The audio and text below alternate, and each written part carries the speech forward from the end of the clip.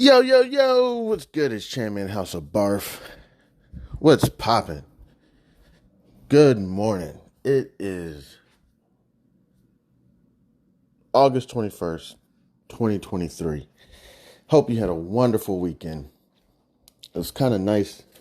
I remember hearing some family members of mine saying it's kind of nice to make it to Monday sometimes.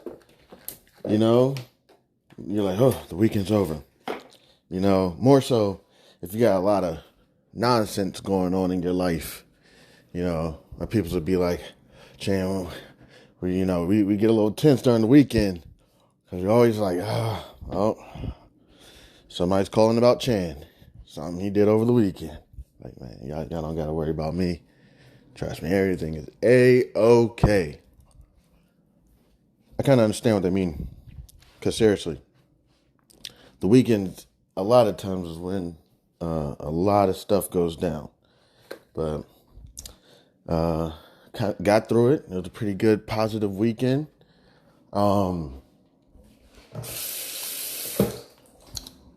Appreciate all the support I've been getting. I've realized that there's been a little bit more foot traffic on B.A.R.F lately. Just want to say thank you so much for that. Over the weekend, I was like, wow, over the weekend. You know, as I always say, it's a safe place for people who just want to, listen to someone talk about business and finance. And, I know sometimes you can sound like a money hungry, or just a business person who just can't stop talking about business all the time. It's like, hey, here's a spot right here. You can come and we can sit here and talk about business and whatnot. And for the most part, ain't nobody really got to know what you got in your earphones, while you're taking your jog or while you're probably about to go to bed or whatever it is. Ain't nobody got to really know, as business people, sometimes we're kind of obligated. I realized this about like Christians more recently. There's this like stigma against talking about Christ or whatnot going on. And I'm like, what in the world?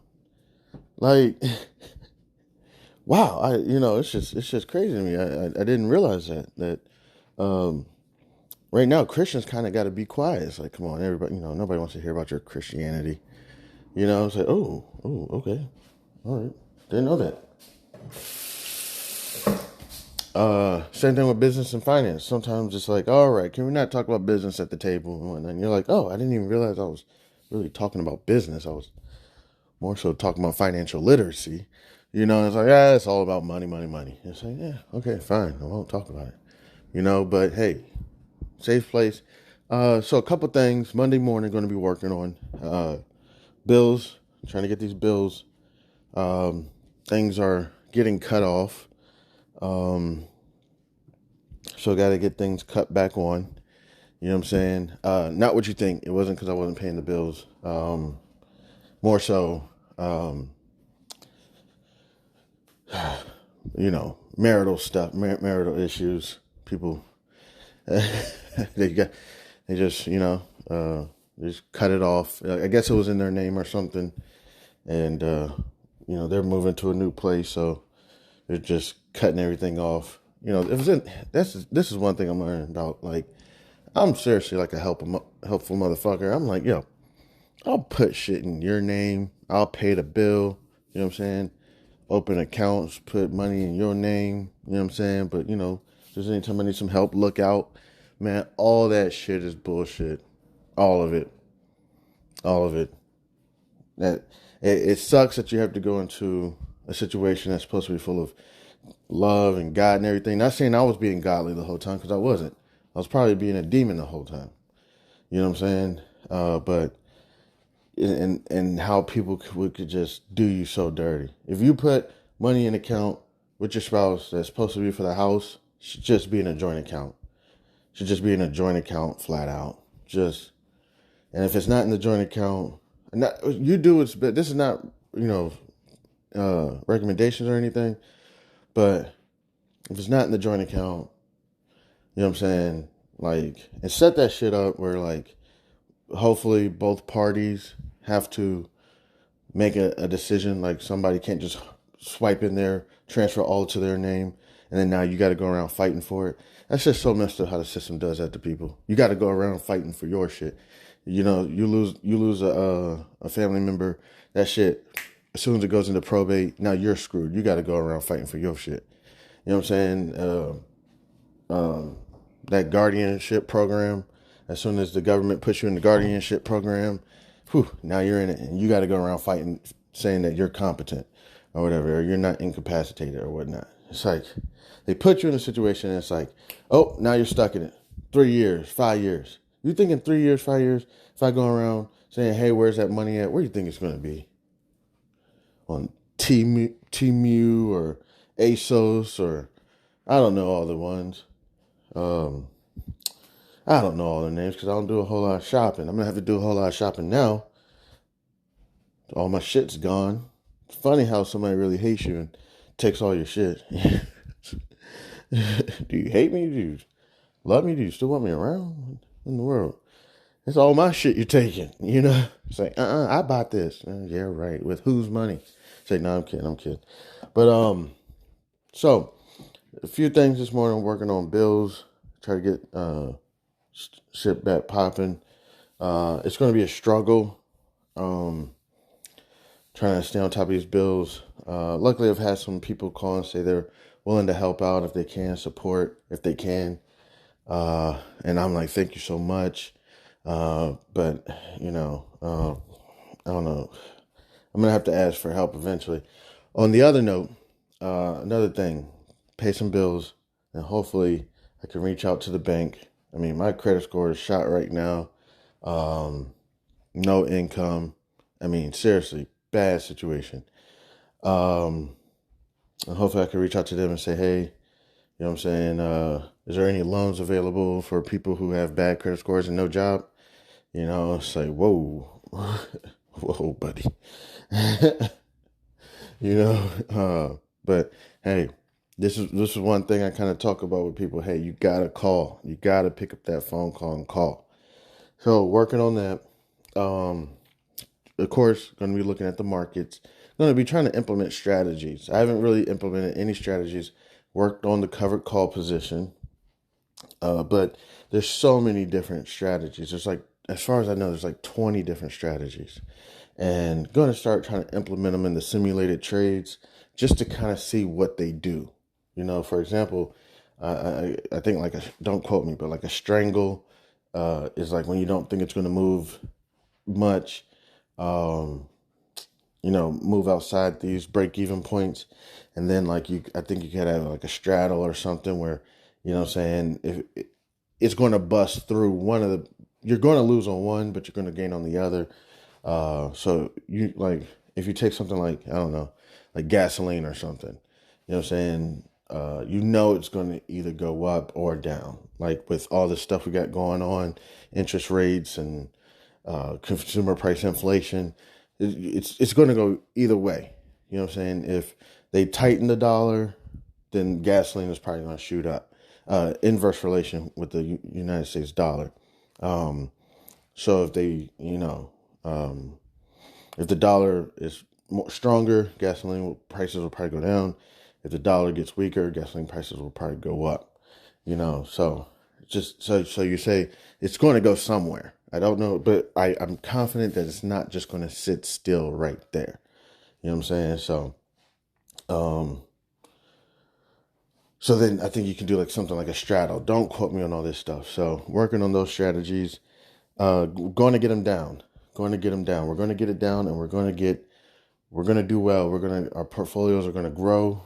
You know, we have, you know, whatever it is, your faith or your confidence or whatever it is, we're going to implement that, and we're going to speak it into existence. We're going to do positive things. We're going to build our portfolio and other things. We're going to achieve those goals that we want to achieve. So another thing that I'm going to be working on is, so I got an advertisement, and it's about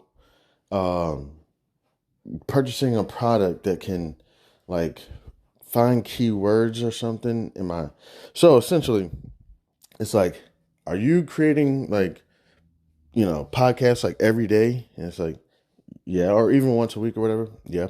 It's like, do you notice that your new episodes are getting a couple clicks, but your old episodes are like nothing? It's like, yeah. It's like, you could use a service like this, an SEO service or something. So I'm like, all right, cool. Yo, what's up? I'm going to hit him up, try to, I didn't get a chance to hit him up. I'm like, I clicked on the email. It's like, do you want to grow your podcast? And I'm like, yes. So I click it and they're like, how much money do you have today? And I'm like, $0. And they're like, send an email back, sorry, you're too broke for us to help you. If you get more money, be sure to call us. And I'm like, wow, damn. That's just how people treat you. That's just how people do you. You know what I'm saying? They're like, we're not even gonna waste our time. You know what I'm saying? I even had some I'm not sure, but some lawyers even act like that. They're like, so what you got going on? I'm like, I got this all going on. Hung up the phone, sent me an email talking about send us this much money, and then we'll talk to you. And I'm like, what? I'm like, yo, call me back. Like, call me back. Like, why are you charging me this much for? You know what I'm saying? Like, what's going on? It was ridiculous. It was like 5 G's. You know what I'm saying? They're like, yeah, send me an email. Yo, just send us this amount of money and we'll get back to you. I'm like, dog, like, what is that covering? What am I getting for that? Didn't even get back to me. Like, I'm just like, wow. As soon as I send that 5 G's, watch, I'm going to get a phone call from the senior partner or whatever. Hello, Mr. Hayes. We're going to fight for you until the day, whatever, we win or whatever. It's like, oh, gosh. Look, yeah. But before that, you ain't want to talk to me at all. People just do you like that. So I said, hey, one thing I'm going to do real quick is go through the older episodes and kind of just listen to them. And then in the meet and greet, I'm looking at the meet and greet episode right now. I'm going to start from the first one. And then try to, I don't know, fix up some of the words or whatever, anything that I can do. Kind of to, because when I was doing the description boxes and everything, seriously, like, I wasn't spending much time. So, all right, real quick, another thing here. Let's, I gotta do a plug real quick. Let me go ahead and pause real quick, and do a quick plug. I said, you know what? Nobody want to plug for me. I'm going to plug myself. So give me just 1 second. Take it easy. All right. All right. I want to thank anybody and everybody who decided to stop by and kick it with your mans. I appreciate it. I'm Chan Man. This is House of B.A.R.F. Introducing the Listener Support Program, fueling the future and quality of House of B.A.R.F. Dear loyal listeners, at the House of B.A.R.F., we strive to bring you the most engaging, informative, and entertaining content every day into the world of business, accounting, regulation, and finance. We strive to provide you with expert knowledge, practical tips, and thought-provoking discussions to help you excel in your financial endeavors. We are dedicated to fostering meaningful conversations, sharing valuable insights, and creating a community of like-minded individuals who are passionate about business, accounting, regulation, and finance. Producing high-quality content requires dedication, resources, and effort from a talented team of one, me, but in the future, hopefully I'll have a team. That's why we are excited to introduce our listener support program. This initiative allows you, our cherished audience members, to play a pivotal role in shaping the future and the content and assuring House of B.A.R.F's sustainability. In the future, becoming a supporter, you'll be able to enjoy a range of exclusive benefits. Benefits that I'm hoping to be able to bring eventually: early access to episodes, access to episodes that are not, public, that are not accessible to everyone, possibly even create better content. And then all those mistakes I make, maybe I'll put them in a separate episode. You'll be able to get some behind the scenes stuff. And other exclusive things such as merchandise. Possibly I have a children's book coming out, may be able to offer that. Your support goes directly towards enhancing the quality of our content, expanding our reach, our research, and investing in new resources and technology to bring you even better experiences. Your contribution will help us continue to deliver thought-provoking discussions, captivating stories, and insightful no, sorry, I didn't mean to say that. Maybe in the future, may possibly interview someone that will keep you engaged and inspired. Join us, in shaping the future of House of B.A.R.F by becoming a supporter today. Your generosity empowers us to keep our conversations alive and ensures that we can contribute to provide valuable content to audiences around the United States and hopefully in the future of the world. To support us, simply visit podcasters.spotify.com. Then you can get to House of B.A.R.F. Also, it is on Spotify. And support this podcast and become a supporter and choose a membership tier that aligns with your preferences. Every contribution, no matter how small or how big, makes a meaningful impact and is deeply appreciated. Thank you for being an essential part of our journey. With your support, we can reach new heights and create content that truly resonates with you, our incredible listeners. God bless. Happy listening. I'm Chanman. This is House of B.A.R.F. Again, if you would like, you can visit podcasters.spotify.com/pod/show/Chan-man7. Then you can go to support this podcast and become a supporter today. Thank you. You can also reach me at c287gph@gmail.com. Thank you again. You have a wonderful day. God bless. Yo, what's good, Chairman House of B.A.R.F? Okay, so just a few things going to be working on this week. It's approximately 8:25 a.m. Eastern Standard Time, August 21st, 2023. So, got a few things to work on. Got to get ready to get these banks on the lines. The thing is with the bank, this is the dilemma that I'm kind of going through, which is I say, hey, listen, I know I owe y'all some money. I know it. How about this? I've done this before and I messed it up. I say, I pay y'all some money I owe y'all and I apply for another loan.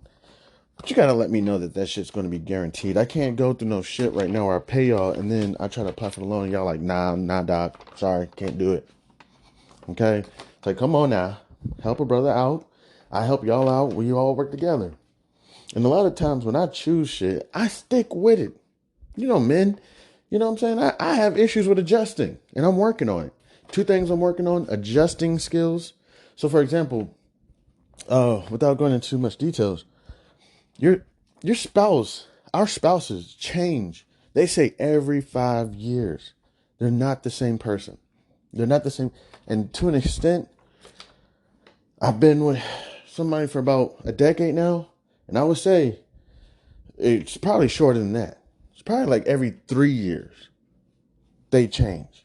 First 3 years, in my personal opinion, fantastic. Fan-fucking-tastic. It's the only thing that got you through the next 7 years. Because you're like, okay, it can't stay like this forever, right? Nope. It will and it can. And if you don't adjust, you're left behind. Same thing with AI and all that shit coming up. I didn't get on it. I figured I would learn it as I went. That's why I'm trying to hurry up and hop on quantum computing so that I can be on top of it, you know, so I'm not left behind. Because, I'm getting left behind. Well, this AI stuff coming out, it's not working out for me. So, couple things also I'm be working on this week. We'll touch on it. Sending emails out to people regarding the story Langston Mason's Kool-Aid Stand Adventure. If you did hear, I'm trying to work on these plugs. Got to tighten it up a little bit. So I'm going to work on that. But making sure I get some of these emails and flyers out to advertise for the book. Coming out soon. It's going to come out hopefully late 2023, no later than early. We're trying to get it out this school year so we can get it in students' hands so that they can start just circling their brain around financial literacy. It's not the end of it. We've still got so much to go. So much to go. I'm so passionate about financial literacy as well as financial maturity. You know, too many times we look at each other and I'm not saying we should compare at all, and we say, "Oh wow, you got a job paying you 50,000. Then the next year you got a job paying you 60,000. Then you got a job paying you 70,000 and 80,000, then 100, and then 120, and whatever it goes to." But and we look and we say, "Oh, they must be financially literate because they got jobs that are paying them this much money," you know. And then we discuss, the car that they're driving, or the house, or the neighborhood that they live in, the community they live in, and essentially, a lot of times, it's not financial maturity. Yes, they know how to get a job that pays them a lot of money, but to an extent, they're still using the philosophies that they've developed when they were 9, 10 years old as a grown person, which is, if I want to purchase something, I got to make more money. So it starts off, "Hey, mom and dad, can we go to McDonald's? Hey, mom and dad, can I get a pair of Yeezys? Hey, mom and dad, can I get some Roblox or some V-Bucks?" You know what I'm saying? And it starts there. And then you tell them no. A couple times you say yes. You know, it's Christmas, it was their birthday, whatever. This time you say no. And this kid is hit with this world of sadness and anger and non-understanding. What does that word mean? It means I can't do it. It means no. No. I just got you some Robux. I just got you some V-Bucks. I just got you a pair of Yeezys, whatever it is. You had McDonald's 2 days in a row over grandma's. No, you're not getting McDonald's today. No, you're not getting Roblox. And immediately it goes to, children are salespeople. They turn around and say, this, salespeople say no just means yes. If you hang out with some salespeople, they just say no means yes. So you tell this kid no. What do? They walk away angry. They sit in a room. They figure something out. They walk back. Same question. Can I get some more Robux? It's like, yo, did you not hear me the first time? I don't think you can hear correctly. I think there's something up with your hearing. And it's like, look, Dad. Look, Mom. I have these pair of shoes I haven't worn in a while. And you can see now the kids, they're starting to think. They're starting to think. Can we just sell them on eBay or something and get some money so I can get some Robux? You know? And it's like, wow, look at it. You see? Now this is the thing. Now that is great. Now we're starting to understand that we have to work or we have to do something to earn money. They say when Moses split the Red Sea, he had to put the staff down. God did the rest. They said that sometimes it's good to have somebody put some skin in the game. You know, move that rock. Do something.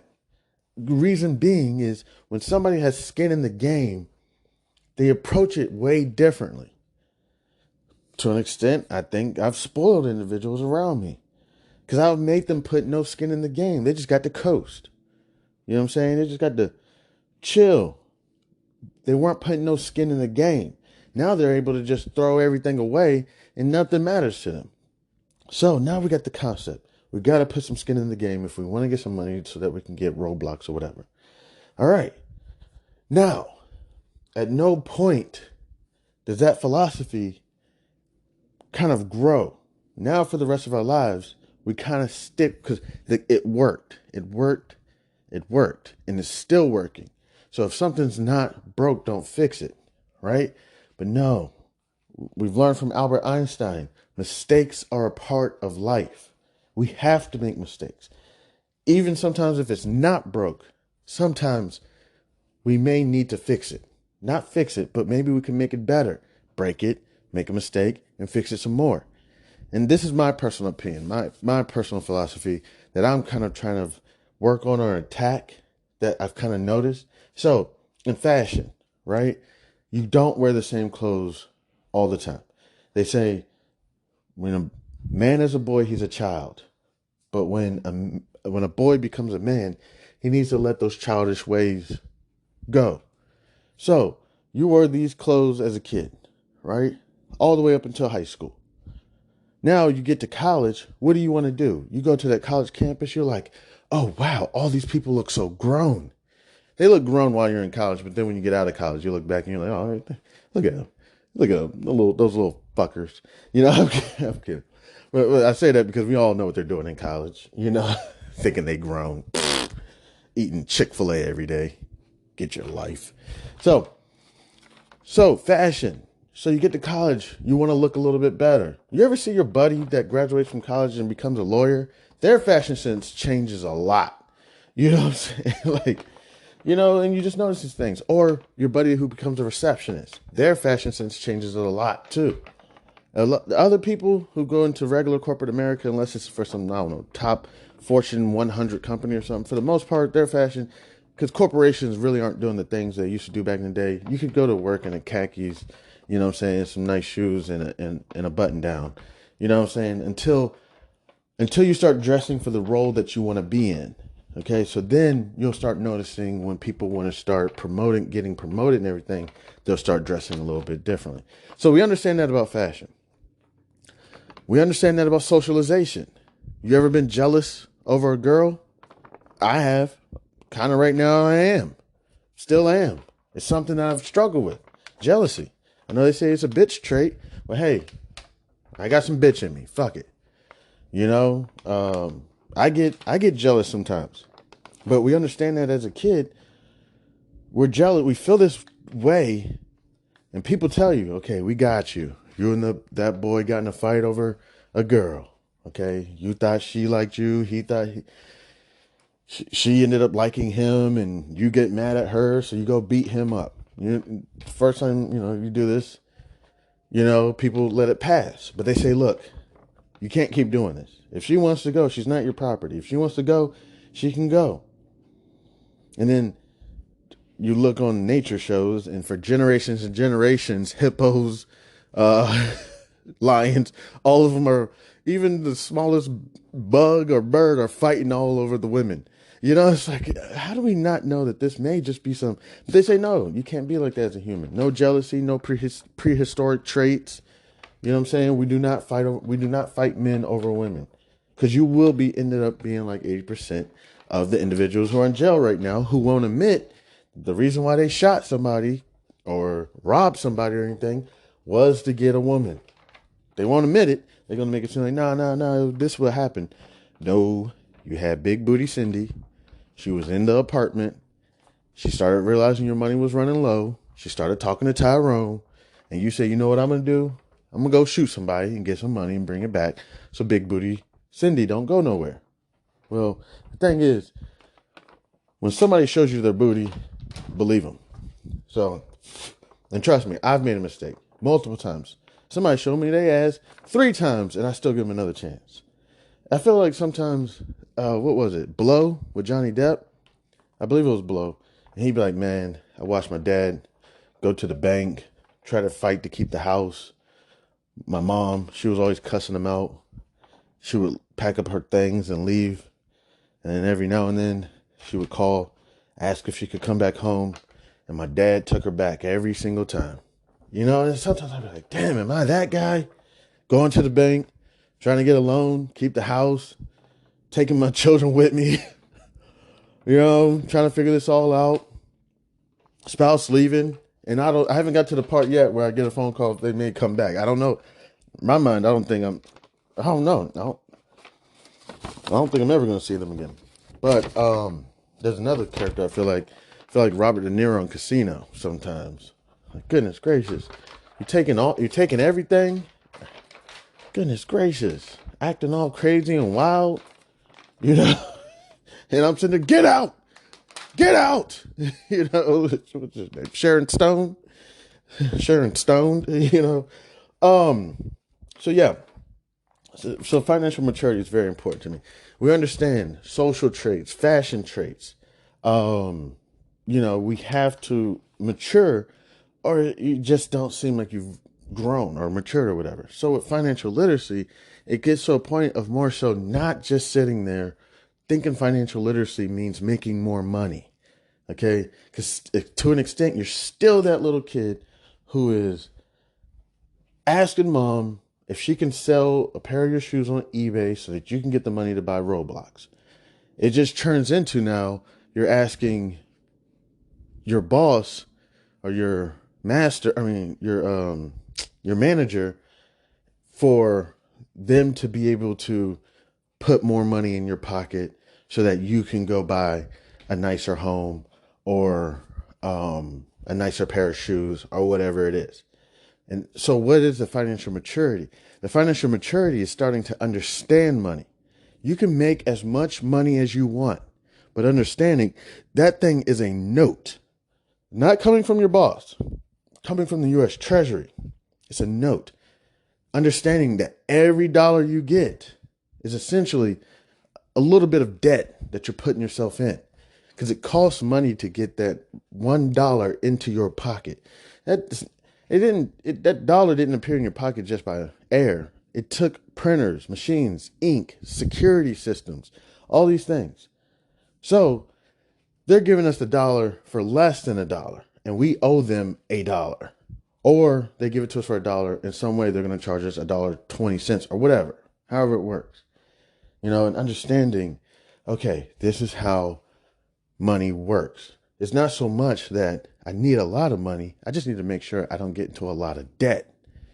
So a lot of times we see people with fancy cars, big houses and everything, and we say, wow, they must be doing great. They must be financially sound, financially free, literate and everything. Sometimes it's not true. Sometimes all you're looking at is a bunch of debt. Debt on that car, debt, that motorcycle, debt, that house, debt. Sometimes, not saying all the time, sometimes you're looking at a bunch of debt, and this person's not really financially literate. They're financially well off. They got $50,000, $100,000 coming in a month. They got $25,000 coming from a death benefit or something. They got $25,000 coming from alimony. They got work that they're working on. They got hobbies, whatever. They got all this money coming in. They're not financially literate. They're still that little kid wanting to buy some Roblox and some V-Bucks. So that's just something that I'm very passionate about working on with financial literacy. And of course, all this, like I'm writing a children's book. Of course, all this can't fit into a children's book, but it's for a child. It's like first steps, okay? And then we'll get to a point of understanding inflation and understanding interest rates and then understanding supply and demand and supply chain and all the other stuff that goes into monetary relationships between the U.S. and China, relationships between China, Taiwan, and the U.S., and how all this kind of affects everything, and how then we can go in and build a portfolio or make our decisions. So yeah, that's just things. So you look at the news and you say, the U.S. Treasury will be pumping $1 trillion into the United States in the next few months. Everybody should be receiving a $10,000 check. Blah, blah, blah, whatever stipulations they have. You can say to yourself in your head, okay, they're about to pump, so okay, taxes are definitely going to go up. Consumer prices are going to go up. The U.S. dollar is going to go down. What can I do with my money to make a good, sound decision? And it doesn't have to be hectic, like you have to sit down for 2 hours and figure this out. You can say, you know what?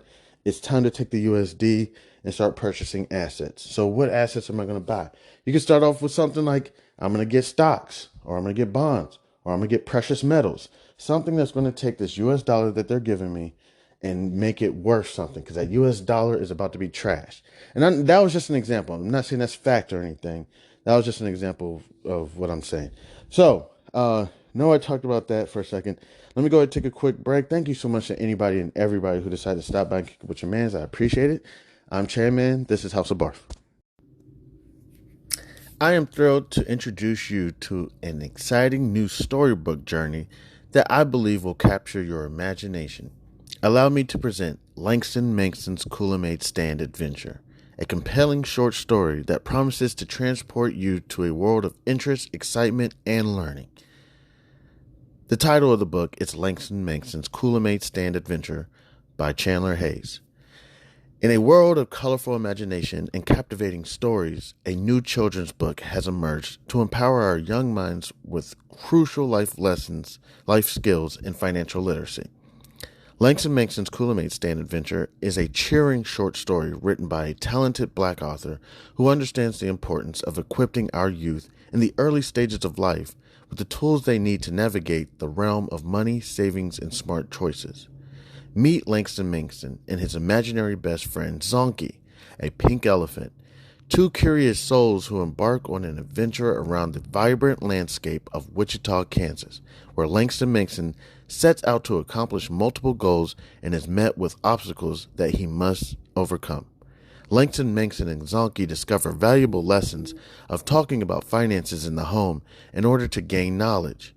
Langston Mankson, with a little bit of confidence, the guidance of supportive parents, the help of community members like Mr. Tiller, and his imaginary best friend Zonky, Langston Mankson learns about the value of money and how to save, the importance of making thoughtful spending decisions, the significance of thinking outside the box when met with challenges with money, and the joys of sharing with others.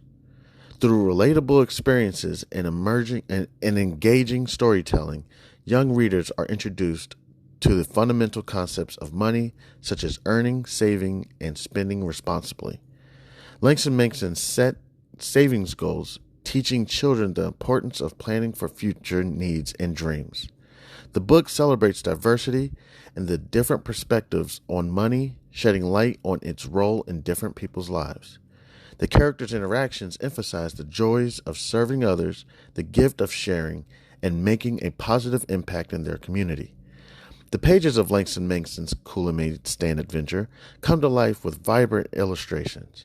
The colorful and imaginative visuals not only captivate young readers, but also enhance their understanding of complex financial concepts. Langston Mankson's Coolamade Stand Adventure is coming soon to bookstores and online realtors. It is a must-have addition to any child's library, fostering essential life skills while sparking the joy of reading. Empower the young minds in your life with the gift of financial literacy and imagination. Join Langston Mankson, Zonky, family, and friends on their extraordinary journey of running a drink stand to set them on the path of a brighter future. Your opinion means a great deal to me. I would be honored if you would consider exploring Langston Mankson's Coolamade Stand Adventure and sharing your thoughts. Your feedback could play an invaluable role in shaping the future of this project. If you have any questions, comments, or would like to discuss the book further, please don't hesitate to reach out to me. Your support in spreading the word about Langston Mankson's Coolamade Stand Adventure would mean the world to me, and I deeply appreciate your consideration. I am a passionate advocate for financial literacy. Chandler Hayes, and am excited to join the community of storytellers. With a background in finances, I am driven to inspire children to embark on their own adventures of learning and discovery through the power of literature.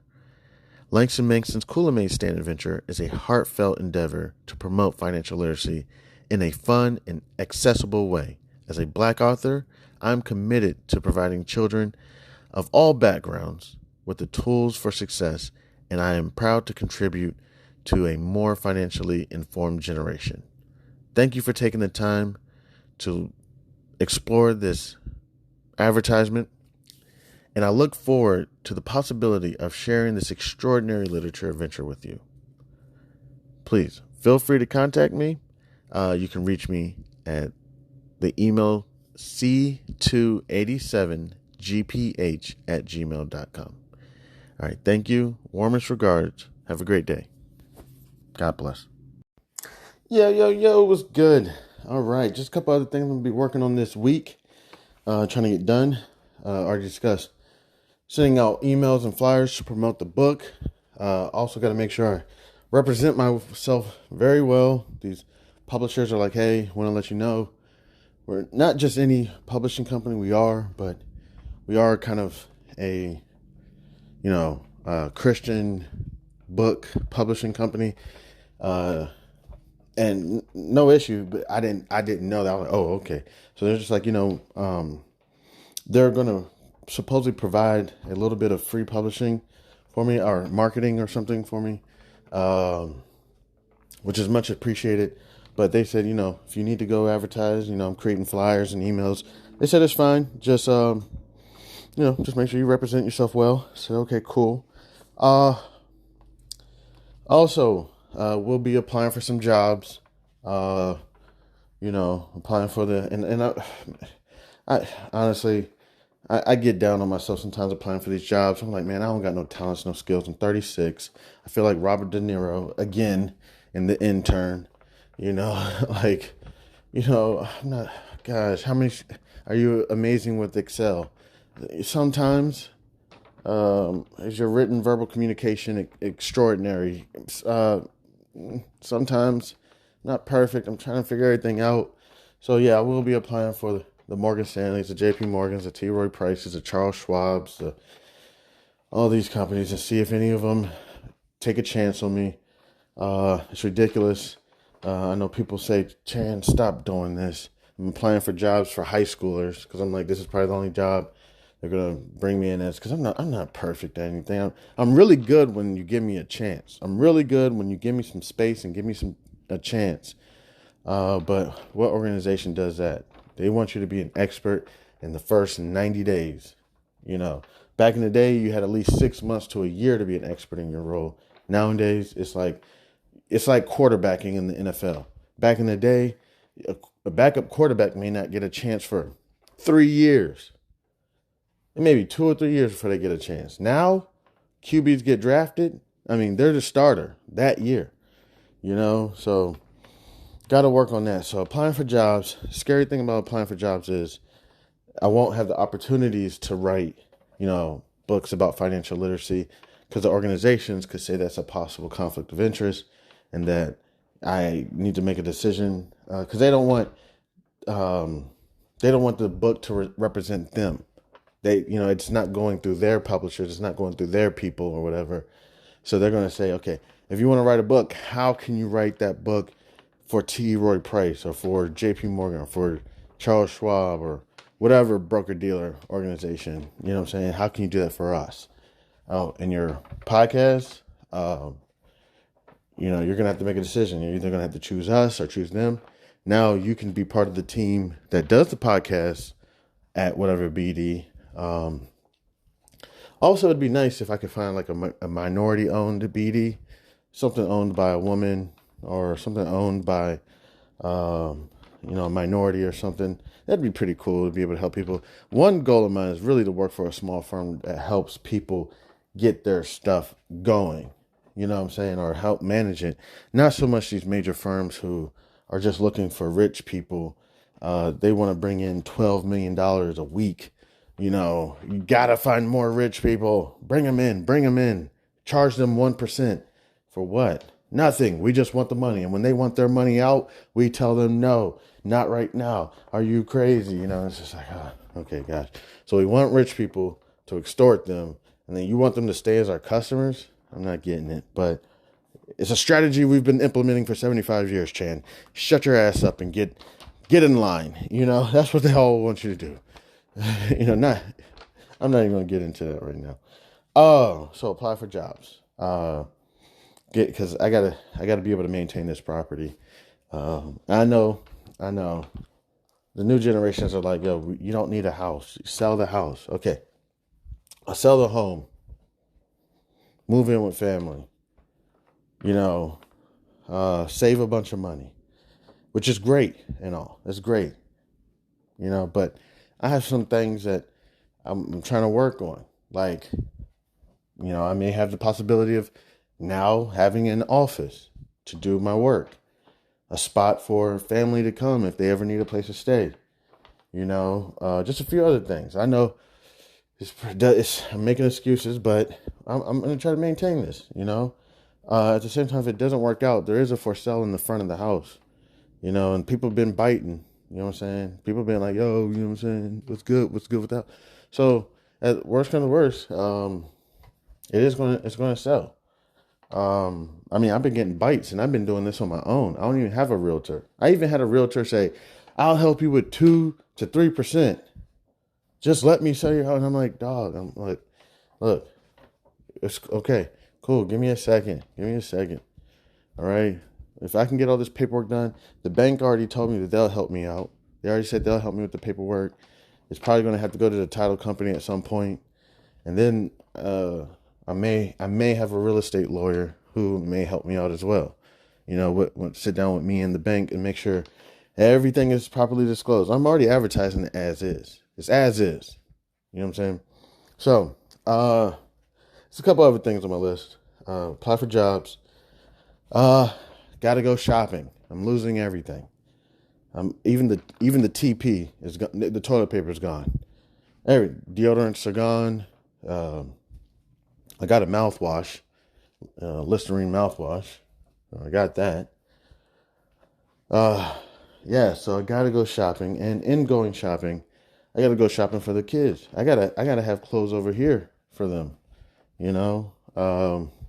So I don't have a lot of money right now, but gotta go shopping. I mean, right now I don't even have a bed.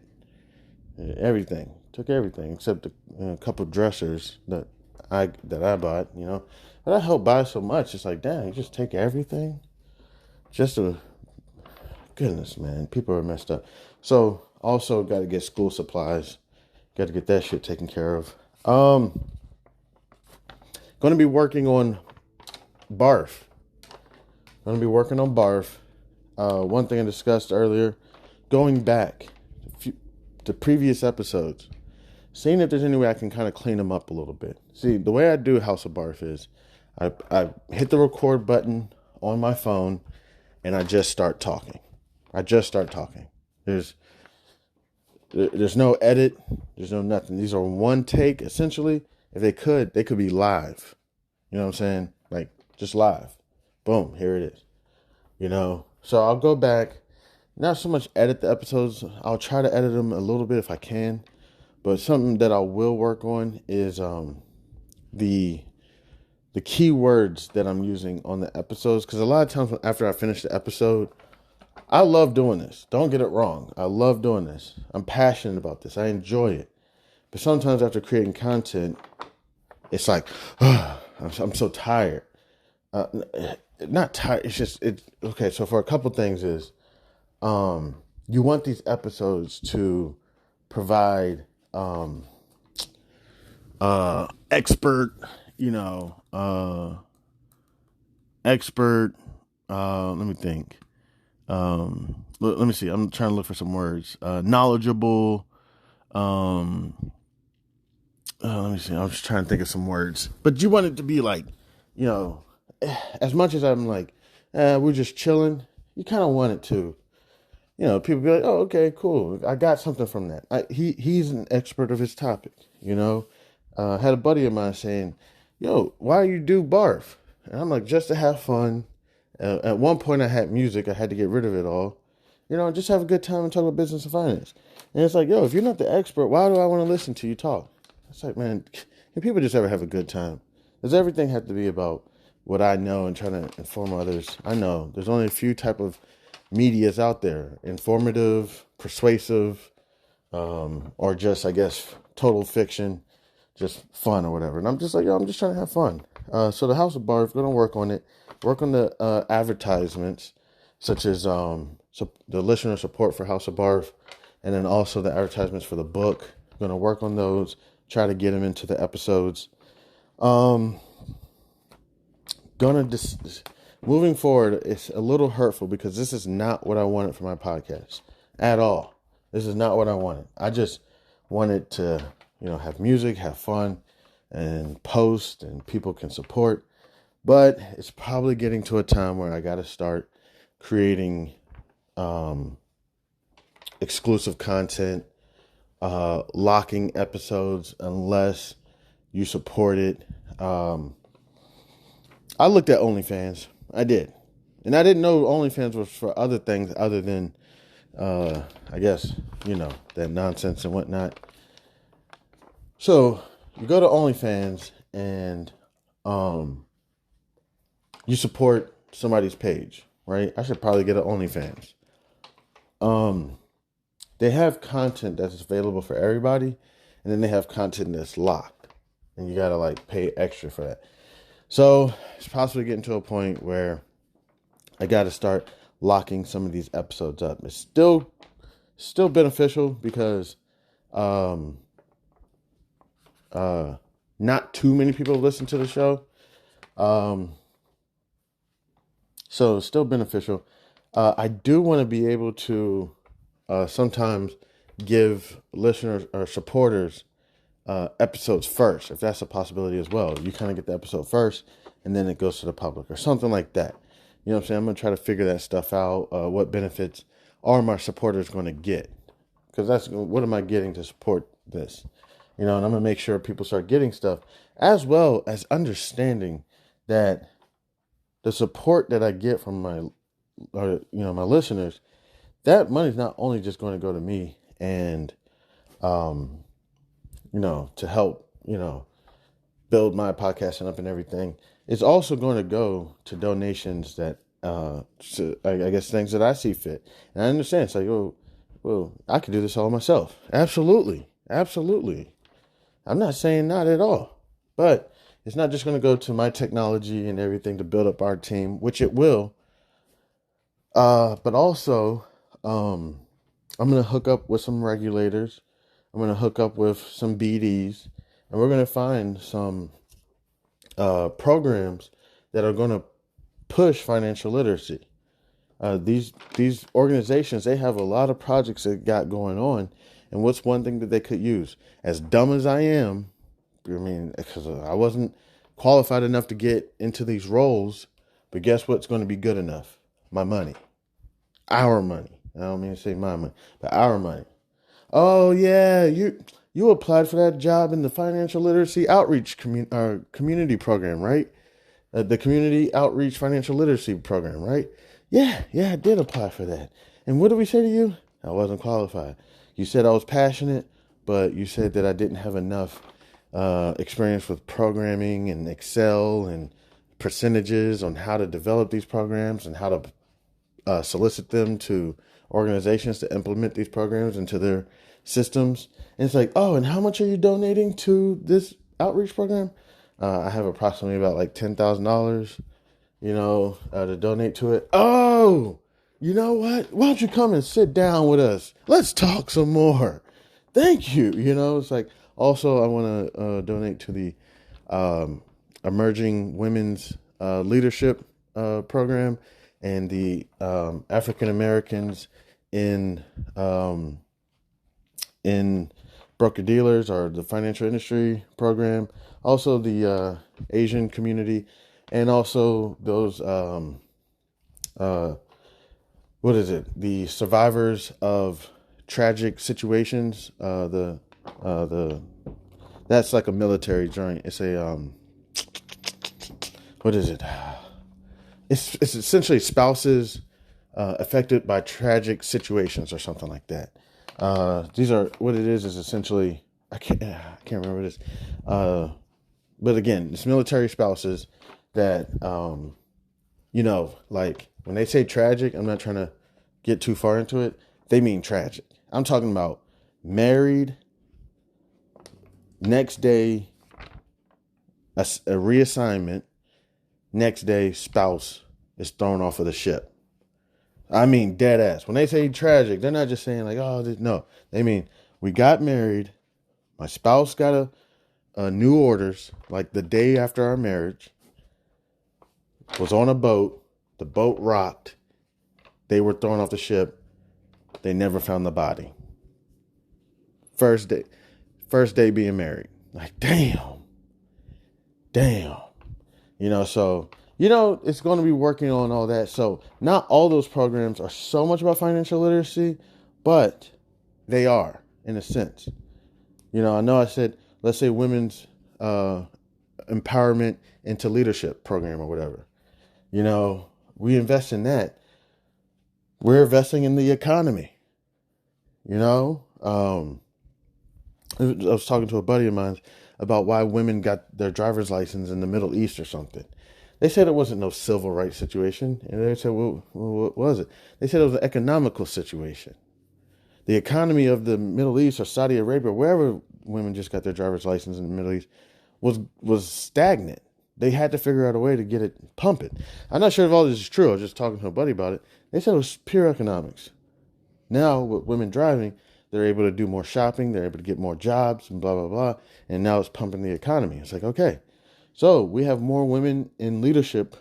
We have more minorities like Asians or African Americans or Latino or, you know, whatever group we're missing on in leadership or even in the industry. Just pumping, hey, get into the financial industry. It's not a big deal. I know it's male dominated, Caucasian male dominated, but it doesn't always have to be that way. Okay. Sometimes we can work things out, you know, so it can possibly, because no offense, I've realized in the financial industry, people like to deal with people that they can relate with. So Caucasian males will typically use a Caucasian male or Caucasian female, but as their financial advisor. And a Chinese, and I literally mean Chinese. I mean literally Chinese. I'm not just saying Chinese as to describe Asians, but same difference. A Chinese person will typically go to a Chinese financial advisor. Even Japanese individual will probably try to find a Japanese financial advisor. So you have, or even, you know, a Vietnamese. Seriously, I wasn't saying China as in describing all of them, but you got Vietnamese that will go to a Vietnamese individual. And Jewish would typically want to get a Jewish financial advisor, and this and so on. But how does that work? Okay, how does that work? Let's say there's not a lot of Latino representation in the financial industry. You know, because Latinos will probably feel comfortable going to a Latino advisor. Now, do I think all this shit is stupid? Hell yeah. I think it's all stupid. I think if that Caucasian woman has the experience as a financial advisor, she should have the opportunity from anyone. Or if that white man or Caucasian man has the experience and expertise, then people should use them. And that Asian woman or that black man or whatever you. I think it's kind of ridiculous but that's how people are. That's just how people are. And I could be completely wrong about this, but this is something I've kind of noticed. So if you're a black advisor, how much do you think you're going to get the support from consumers to have you as their financial advisor? Yeah, I'm not saying it's going to be zero. No, you'll have people that, because, you know, once you show them that you know your stuff, then they'll say, okay, cool. You know what I'm saying? I like this guy. You know what I'm saying? He's cool. And yeah, he's black. You know, so yeah, I'm not saying it's going to be completely zero. But let's just say there's not a lot of representation from consumers, from financial advisors. So people could kind of just stay away from it. But let's say you have representation from financial advisors who are like black or Latino woman or male, black man or woman, or whatever it is, then that may attract more people to either become customers or clients, and as well to even possibly want to join the financial industry. I've stated it before. I didn't realize the impact of seeing Barack and Michelle on the stage when they became president, that it would have on me personally, just seeing them up there and how it did empower me. I said, wow, I could become president. People told me I was going to feel this way. I was like, I feel like I could become president already. You don't got to tell me nothing. You know what I'm saying? Nah, the feeling I got was different. When I was saying it before, in the back of my head, it was a little bit of a, nah, dog. You say you could become president, but it'll never happen. now, and now growing up in Baltimore, seeing black mayor after black mayor, and I'm saying black governors, I'm starting to say, wow, I can do anything. Honestly, going back to a job may may hinder me a little bit, but I got things I got to get done, and even if my old company called me back, I'd have some stipulations. I'd have to say I can't be on that same team. I have to have a tenured manager. No, don't give me no manager that's been a manager for 6 months. And if you have any inclination that this manager is racist, or their manager is racist, or sexist, or classist, or any ist, get them 50 feet away from me immediately. Do not bring them around me, because they're not going to do shit but try to bring me down. And I ain't trying to do shit but protect the ethics and the integrity of this industry. That's all I'm trying to do. I'm trying to protect my investors. I'm trying to protect my firms, and whatever else, protect these representatives. I'm trying to do all this. I'm just trying to do my job. Okay? Sorry I may not have picked up any extra projects. Sorry if I play around a little bit too much and whatnot, but you gotta back up. We trying to get this work done. And you over here worried about what words I use and whatnot. So so going into B.A.R.F, so a couple things, is recently sat down and started writing up my budget. It's been a while. I will admit, it's probably been, at least 2 years. At least 2 years since I've written up a budget. Now, I know it's like, what took so long? Here, let me take a quick break. And we'll just 1 second. We'll take a quick break. Thank you so much to anybody and everybody who decided to stop by and kick with your man Chan. I appreciate it. I'm Chan Man. This is House of B.A.R.F. Introducing the Listener Support Program, fueling the future and quality of House of B.A.R.F. Dear loyal listeners, at the House of B.A.R.F, we strive to bring you the most engaging, informative, and entertaining content every day into the world of business, accounting, regulation, and finance. We strive to provide you with expert knowledge, practical tips, and thought-provoking discussions to help you excel in your financial endeavors. We are dedicated to fostering meaningful conversations, sharing valuable insights, and creating a community of like-minded individuals who are passionate about business, accounting, regulation, and finance. Producing high-quality content requires dedication, resources, and effort from a talented team of one, me, but in the future, hopefully I'll have a team. That's why we are excited to introduce our Listener Support Program. This initiative allows you, our cherished audience members, to play a pivotal role in shaping the future and the content and assuring House of B.A.R.F's sustainability. In the future, becoming a supporter, you'll be able to enjoy a range of exclusive benefits. Benefits that I'm hoping to be able to bring eventually: early access to episodes, access to episodes that are not, public, that are not accessible to everyone, possibly even create better content. And then all those mistakes I make, maybe I'll put them in a separate episode. You'll be able to get some behind the scenes stuff, and other exclusive things such as merchandise. Possibly I have, a children's book coming out, may be able to offer that.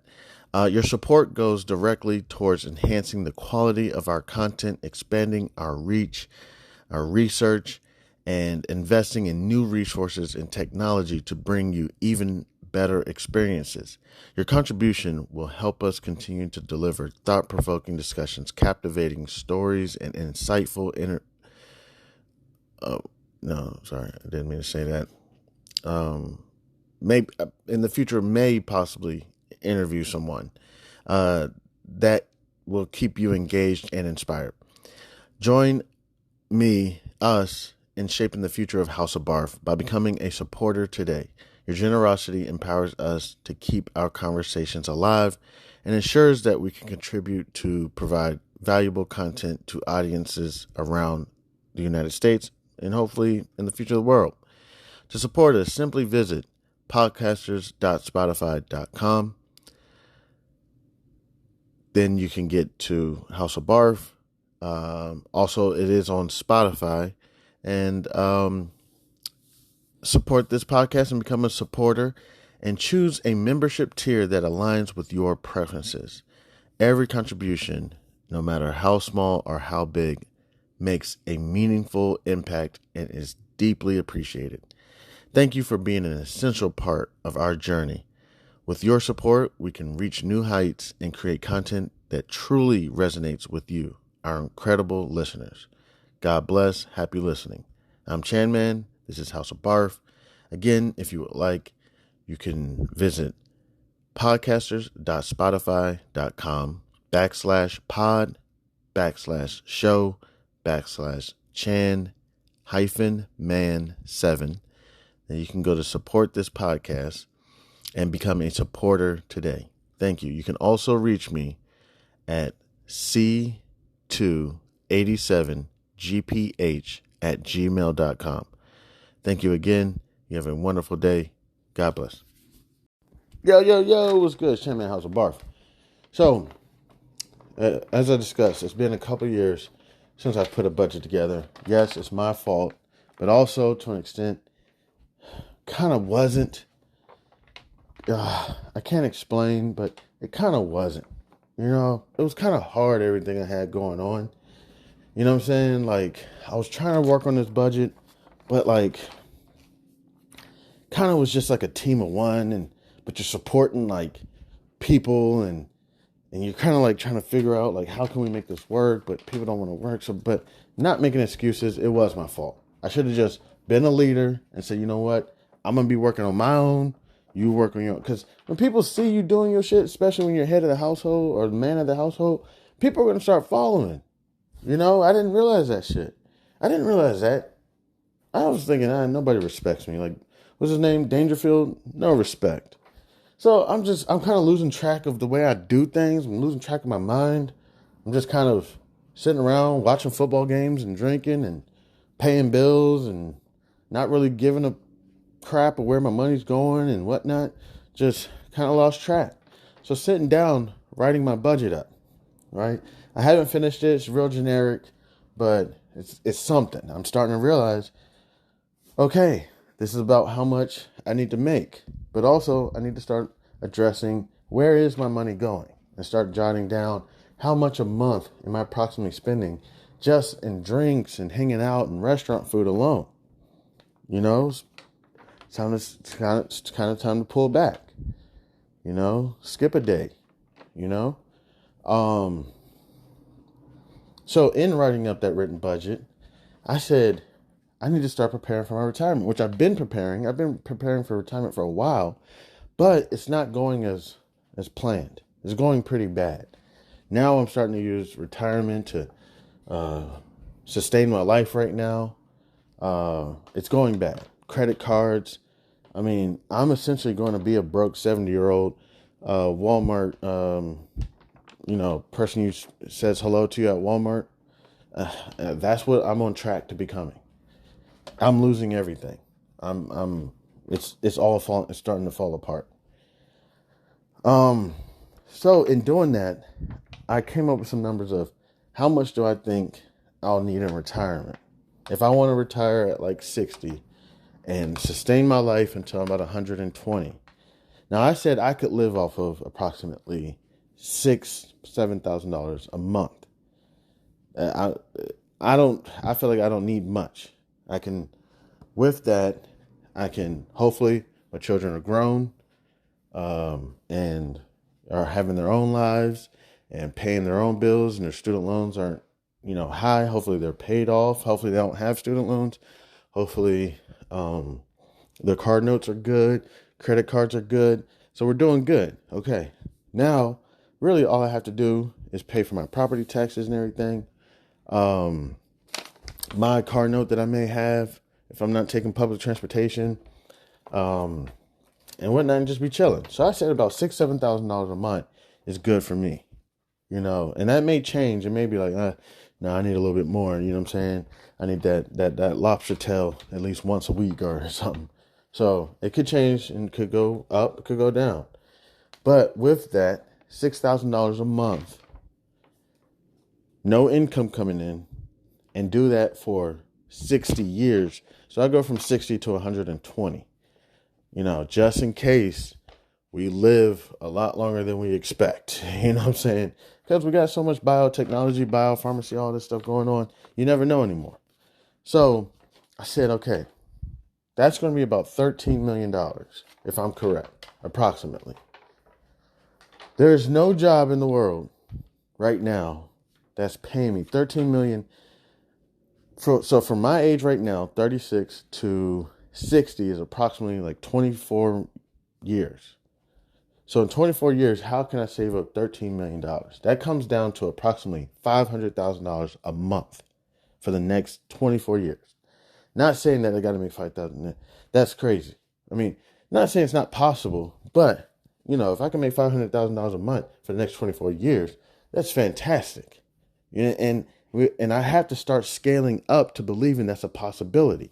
I'm going to get $500,000 a month in the future to sustain my life in retirement. And not necessarily saying that I have to retire, but so that I can retire. So what's a few things I have to do?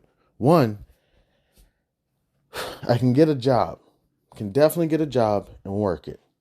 But it's not going to be getting the job anymore to sustain my life. Now it's going to be getting this job, kind of like if you're like a stripper or a prostitute or a dealer, you know what I'm saying? Put a date on it.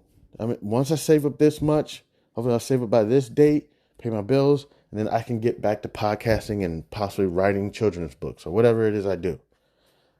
So getting to that point.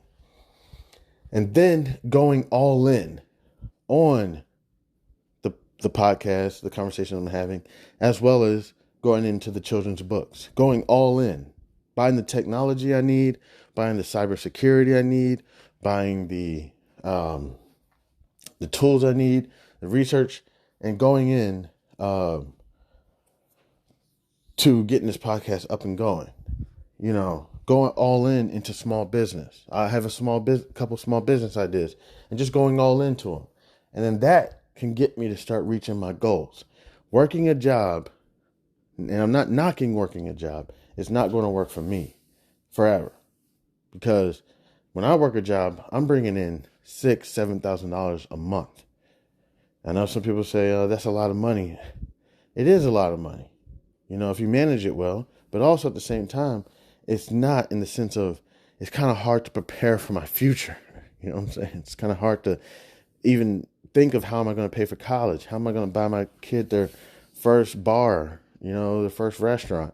How am I going to get my child, their first home? And how am I going to help myself retire? $6,000-$7,000 a month really isn't achieving those goals that I would like to achieve. So I have to stop, as they say, taking the same path and expecting new results. I have to switch it up. So going to be trying to work on taking B.A.R.F possibly to another level. Going all in, preparing for when I'm 70. 36 came quick. Lickety split. 70 is right around the corner. So I got to be smarter this time. For my mid-30s, I should not be in the position I am. I should not be here. I should have credit card debt down. I should have no less than $36,000 in the bank chilling, ready for situations that I'm in right now. I should not be in this situation, trying to get loans without a job and all this, credit score shot. I should be chilling right now. Wife wants to take some money and just go. Say, hey, here's some money. You can go. Just go. Just get the lawyers to write up a contract saying that you'll never come back or whatever. And take the money and you can go. I should be able to do these things.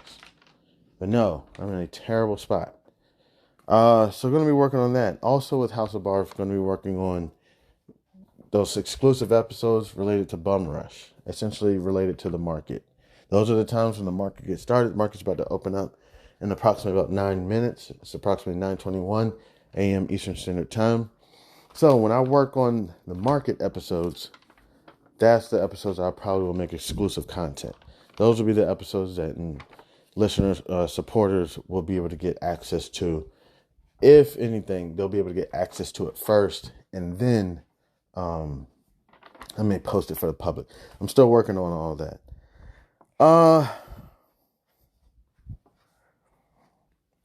Also, one thing I realized about making more money, and for lack of better words, I've had a couple buddies recently have to renovate their homes. I need to renovate a little bit. I don't think I'm going to be able to. But for example, I have people who are 60, 70 years old that stop by the house, and I didn't put a bathroom on the bottom floor because I was trying to save a few dollars. You know what I'm saying? I got situations where people now have to walk all the way up all these stairs to go use the bathroom. And I feel so bad all the time. I'm like, damn, I wish I would have, so I got buddies who have renovated their homes because they have these older individuals in the house through all their situations. One individual I know was in a motorcycle accident, and he was like, he was probably like 65. He was probably like 60, 65 years old. Was in a motor accident. He was sitting at a red light, and somebody behind him didn't hit their brakes in time and completely catapulted into him. Man, it's my home girl. She's seriously just a funny lady. Just a funny lady. She can crack a joke about anything. She's crying about the situation, and she's still cracking jokes about it. But she's talking about the driver, how dumb they were, and whatnot. And you just gotta love people like that can find it's kind of a little bit of light in any room, any dark room. They can kind of find a little bit of light. She told me she had to renovate her home. She said it was not cheap. Talking about like $100,000 to renovate her home, because now her spouse, who was in the bicycle accident, motor accident, doesn't have certain functions like they used to. And that's crazy. Just in a matter of seconds, you get a phone call. And the funny thing is, if I'm correct, she started a new job. Probably was in the job a month, maybe 2, if that. Gets the phone call. What happened was, I didn't hear from him for a little while. And I was trying to reach out to him. And I got a hold of one of their buddies one time.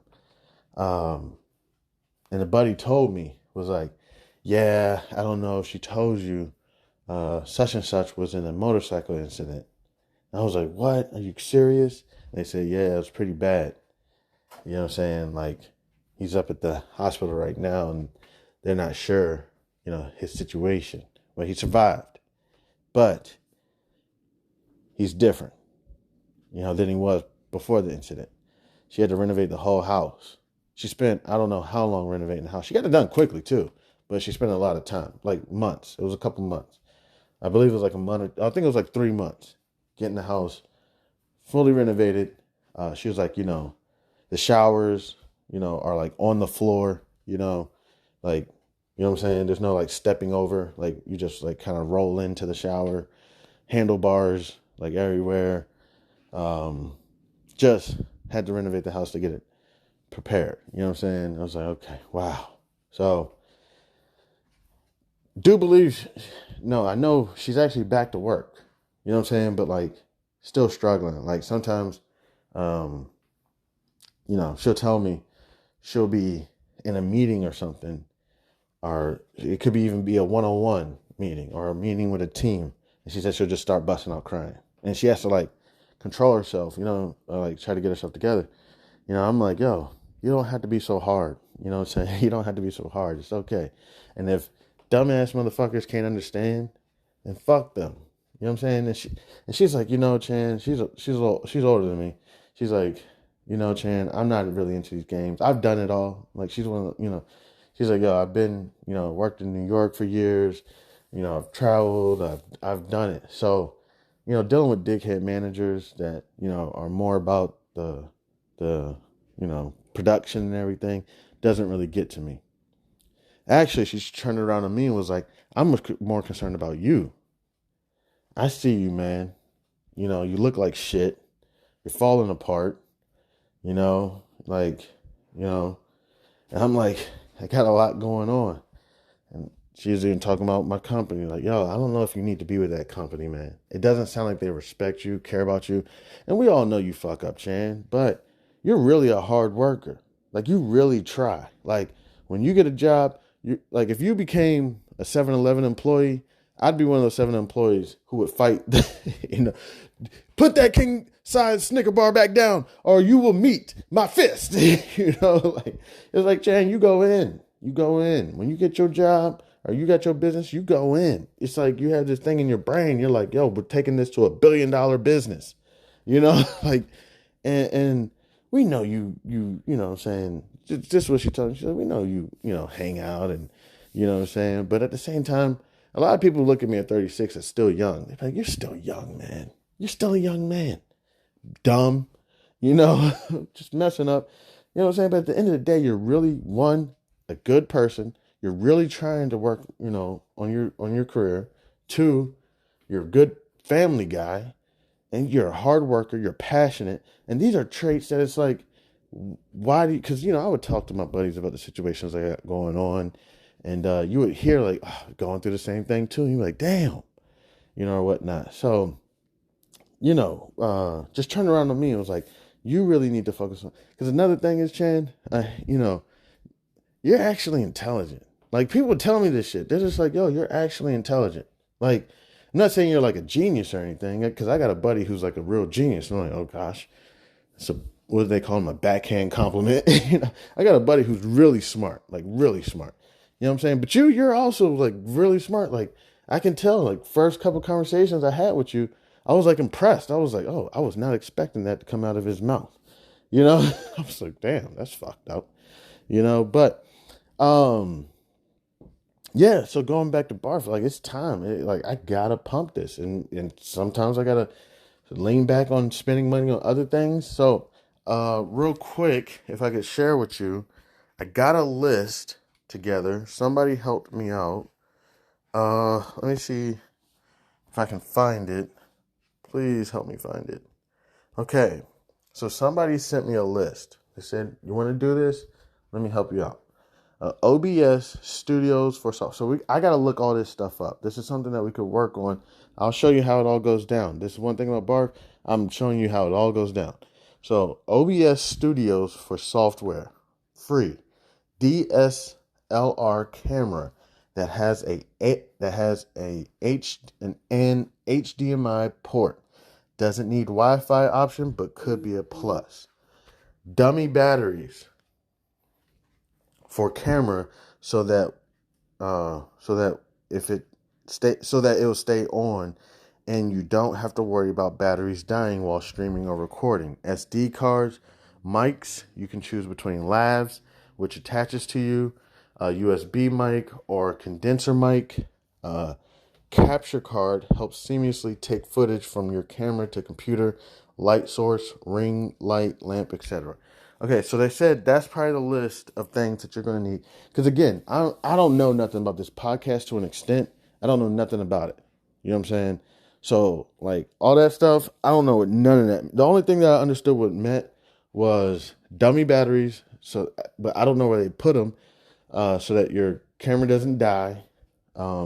Could you imagine that if you were like a nature photographer or something, and you got your camera up chilling, and right at the moment you're like, here we go, nah, Sawanya, and you're sitting there, you're like, yes, yes, yes, and you go back and you go look at the tape and it died, you'd be like, oh no. I would be, if I was creating a podcast and it was my most epic moment, I'm like, oh, I'm hitting them. You know what I'm saying? Oh, I know this one's going to be a good one. And then I go back and it's like, what happened? It's like, oh, it cut off after this point. Oh, come on, you lying. It's like, nah. something happened, the camera or the phone or something died, and like, oh, come on, man. Um, so yeah, we're gonna work on that. I can definitely create an episode uh regarding that of the steps I'm taking. So it's approximately 9:31 a.m. Eastern Standard Time. You know what that means. The markets have opened up now. So that means it's time to get into the bum rush. So again, I want to thank anybody and everybody who decided to stop by and kick it with your mans. I appreciate it. God bless. I love y'all. I hope y'all love me back. I'm Chairman. This is House of B.A.R.F. I am thrilled to introduce you to an exciting new storybook journey that I believe will capture your imagination. Allow me to present Langston Mankson's Coolamade Stand Adventure, a compelling short story that promises to transport you to a world of interest, excitement, and learning. The title of the book is Langston Mankson's Coolamade Stand Adventure by Chandler Hayes. In a world of colorful imagination and captivating stories, a new children's book has emerged to empower our young minds with crucial life lessons, life skills, and financial literacy. Langston Mankson's Coolamade Stand Adventure is a cheering short story written by a talented Black author who understands the importance of equipping our youth in the early stages of life with the tools they need to navigate the realm of money, savings, and smart choices. Meet Langston Mankson and his imaginary best friend, Zonky, a pink elephant, two curious souls who embark on an adventure around the vibrant landscape of Wichita, Kansas, where Langston Mankson sets out to accomplish multiple goals and is met with obstacles that he must overcome. Langston Mankson and Zonky discover valuable lessons of talking about finances in the home in order to gain knowledge. Langston Mankson, with a little bit of confidence, the guidance of supportive parents, the help of community members like Mr. Tiller, and his imaginary best friend Zonky, Langston Mankson learns about the value of money and how to save, the importance of making thoughtful spending decisions, the significance of thinking outside the box when met with challenges with money, and the joys of sharing with others. Through relatable experiences and engaging storytelling, young readers are introduced to the fundamental concepts of money, such as earning, saving, and spending responsibly. Langston Mankson set savings goals, teaching children the importance of planning for future needs and dreams. The book celebrates diversity and the different perspectives on money, shedding light on its role in different people's lives. The characters' interactions emphasize the joys of serving others, the gift of sharing, and making a positive impact in their community. The pages of Langston Mankson's Coolamade Stand Adventure come to life with vibrant illustrations. The colorful and imaginative visuals not only captivate young readers, but also enhance their understanding of complex financial concepts. Langston Mankson's Coolamade Stand Adventure is coming soon to bookstores and online realtors.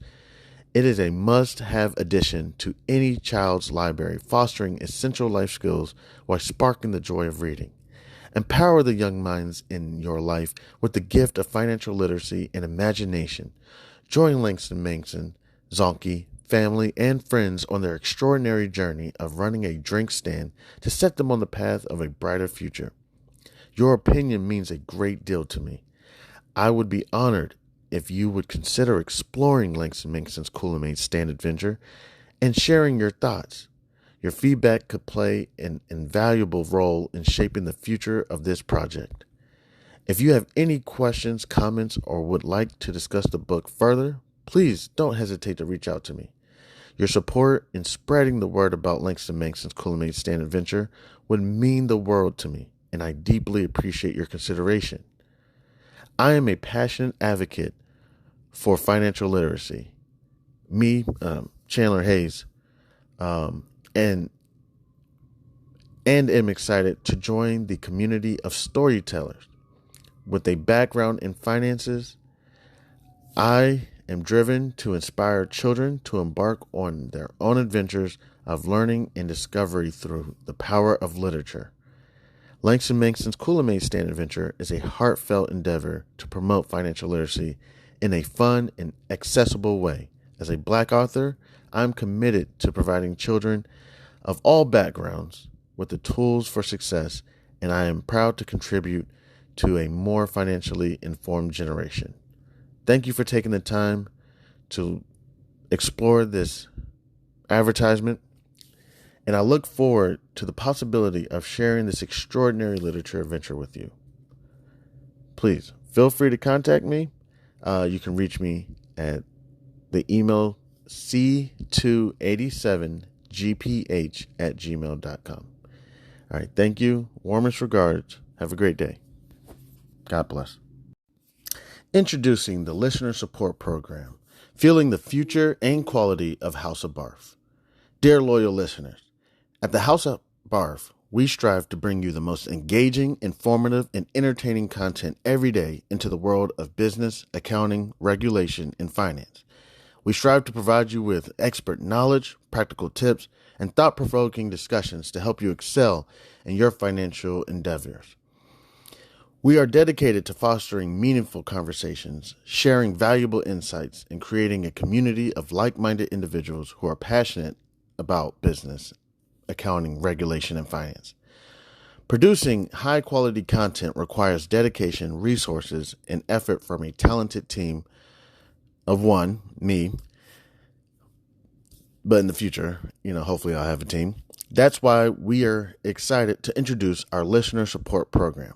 This initiative allows you, our cherished audience members, to play a pivotal role in shaping the future and the content and assuring House of B.A.R.F's sustainability.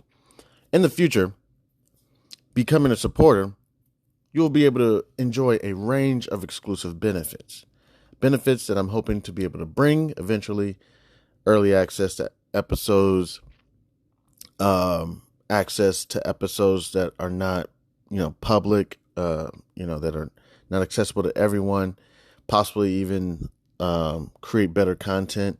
And then all those mistakes I make, maybe I'll put them in a separate episode. You'll be able to get some behind the scenes stuff. And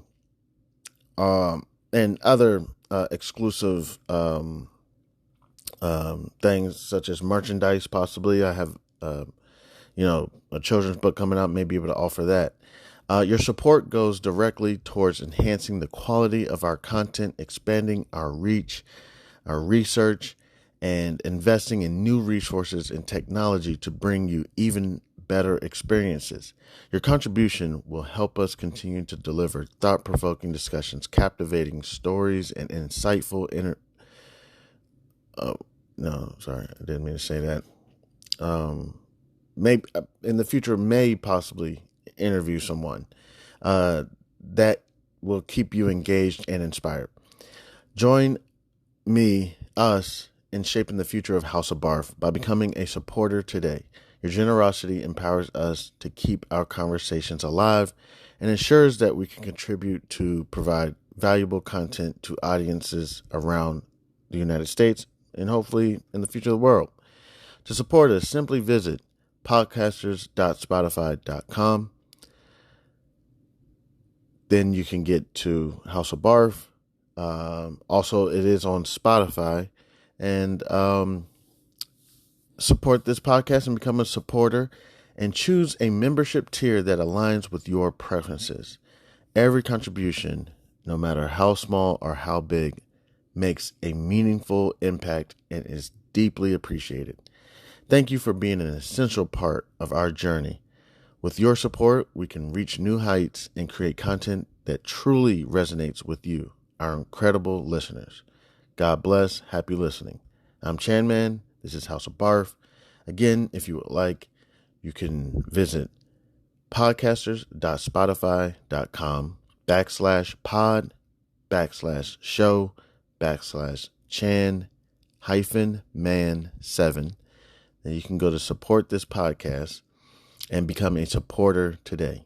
Thank you. You can also reach me at c287gph@gmail.com. Thank you again. You have a wonderful day. God bless.